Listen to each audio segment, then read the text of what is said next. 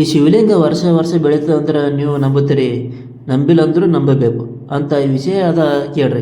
ಈ ಶಿವಲಿಂಗ ಇರುವಂಥ ದೇವಸ್ಥಾನ ಮಹೇಶ್ವರ ದೇವಸ್ಥಾನ ಅಂತ ಕರೀತಾರೆ. ಇದು ಇರೋದು ಕಲಬುರಗಿ ಜಿಲ್ಲೆ ಆಳಂದ ತಾಲೂಕು ಒಳಗೆ ಚಿಂಚನಸೂರು ಅನ್ನೋ ಗ್ರಾಮದೊಳಗೆ ಈ ದೇವಸ್ಥಾನ ಅದ. ಬಹಳಷ್ಟು ಐತಿಹಾಸಿಕ ಹೊಂದಿರುವಂಥ ಈ ದೇವಸ್ಥಾನ ಒಳಗೆ ಒಂದು ದೊಡ್ಡದು ಗಾತ್ರದ ಶಿವಲಿಂಗ ಅದ.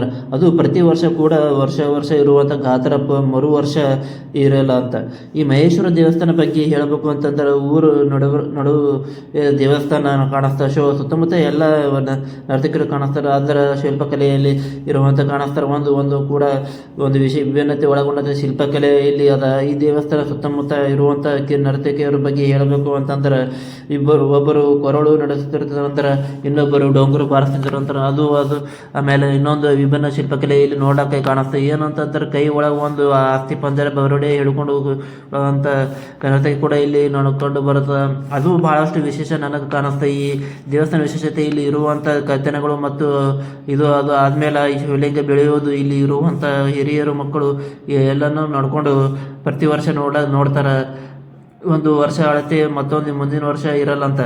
ಇವತ್ತು ನಾನು ಕೊಟ್ಟಂಥ ಮಾಹಿತಿ ಮಹೇಶ್ವರ ದೇವಸ್ಥಾನ ಚಿಂಚನಸೂರು ಬಗ್ಗೆ ಇಷ್ಟ ಆಗಿತ್ತು ಅಂತಂದ್ರೆ ಲೈಕ್ ಮಾಡಿ, ಫಾಲೋ ಮಾಡಿ, ಶೇರ್ ಮಾಡಿ, ಸಪೋರ್ಟ್ ಮಾಡಿ.